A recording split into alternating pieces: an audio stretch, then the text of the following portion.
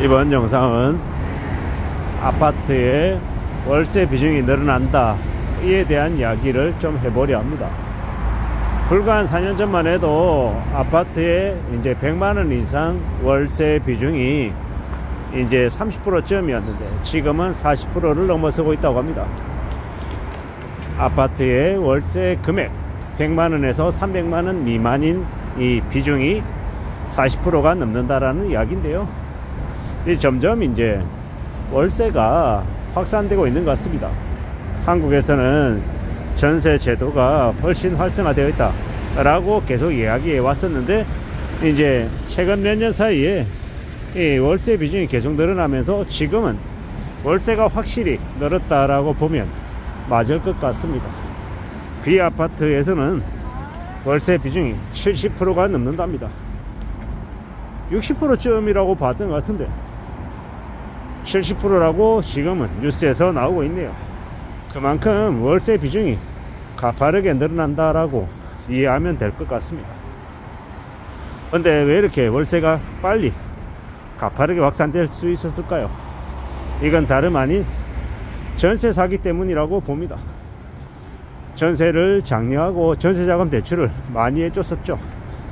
그런데 이제 지금에 와서는 전세자금 대출도 계속 쪼이게 들어가고 있고, 또한 전세 사기 당해서 전세금을 날리는 일들이 너무 많이 발생하니까 갭 투기하는 놈들이 너무 많아서 전세 사기 당하는 사람들이 너무 많이 속출하니까 사람들이 이제 두려워서 전세를 못 넣는 겁니다.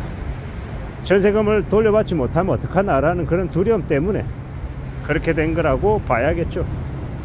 이제 앞으로 사람들이 이제 전세보다 월세를 더 선호하게 되면 결국은요 월세 금액이 더 올라갈 수밖에 없다라는 겁니다.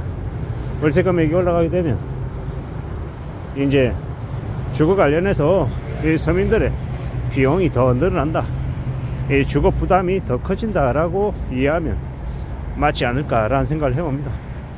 결국 이제 이러한 것들도 우리가 일본을 따라가는 게 아닌가라는 생각을 해봅니다. 이때까지 한국의 시장은, 한국의 부동산 시장은 임대였습니다. 분양이었습니다. 분양. 집을 사면 집값이 오르기 때문에 미리 분양받아라. 분양받으면 프리미엄도 붙고 입주할 시점 되면 집값이 분양 가격이 거의 뭐 전세가 정도까지 되니 그냥 땅 짚고 헤엄치는 거다. 네가 부족한 돈들은 전부 다 은행에서 중도금 대출도 해주고 잔금 대출도 해주고 뭐 여러 가지를 다 금융권이 해결해 줄 것이니 너는 사인만 하라, 뭐 이런 분위기가 강했던 것 같습니다. 근데 이제 지금 와서는 점점 이제 그런 공식들이 무너지기 시작했죠. 또한 분양 가격이 너무 많이 올라가 있다 보니 사람들이 엄두를 못 내는 겁니다. 그리고 집값이 아무리 높다 한들 이 월세는 사람들이 감당할 수 있는 수준이 있잖아요. 아무리 뭐 집값이 30억이라고 한들 뭐 월세를 1,500만원 받고 1,000만원 받고 이럴 수는 없잖아요. 집값이 30억이라 해도 뭐 보증금 얼마에 받을 수 있는 월세는 뻔히 정해져 있다라는 겁니다.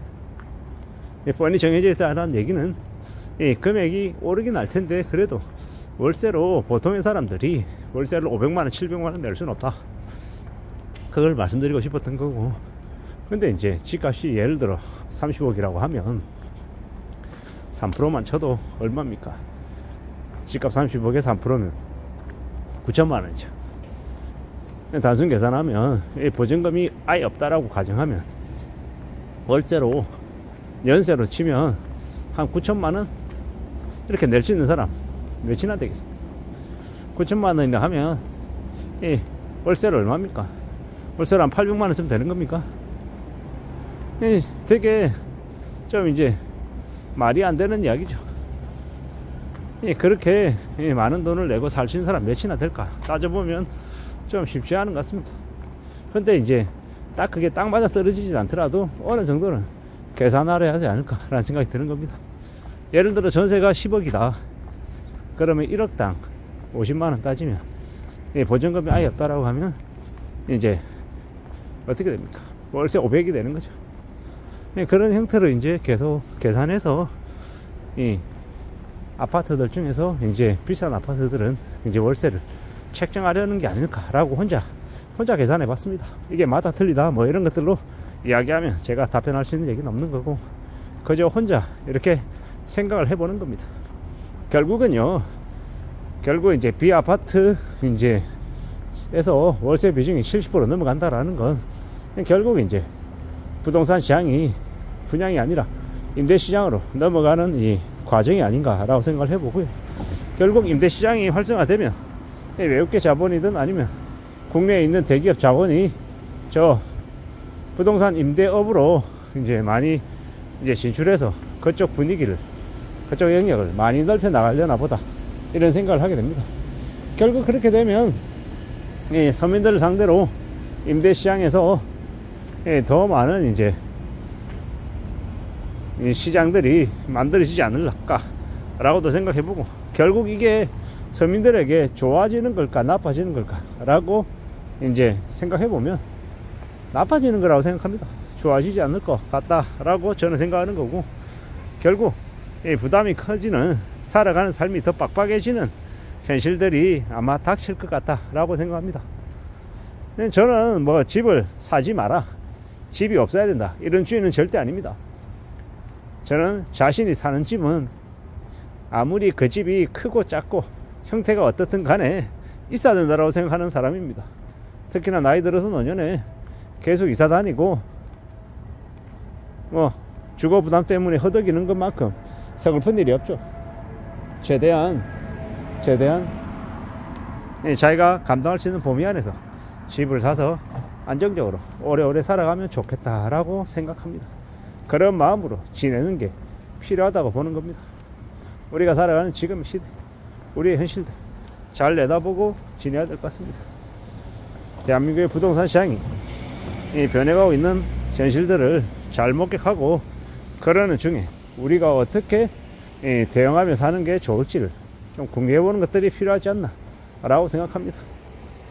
잘 관찰하고 우리의 현실에 어떤 영향을 주는지, 어떤 이점이 생기는지, 어떤 충격이 생기는지, 이런 것들도 따져볼 필요가 있는 것 같습니다.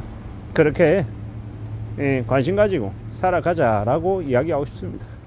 지금의 시대, 우리가 앞으로 어떤 것들을 좀 내다보고 어디에 좀 더 관심을 더 가져야 할지, 우리가 어떻게 또 마음을 먹고 지내야 될지, 이런 것들에 대한 관심도 같이 필요하지 않나 라고 생각해 봅니다.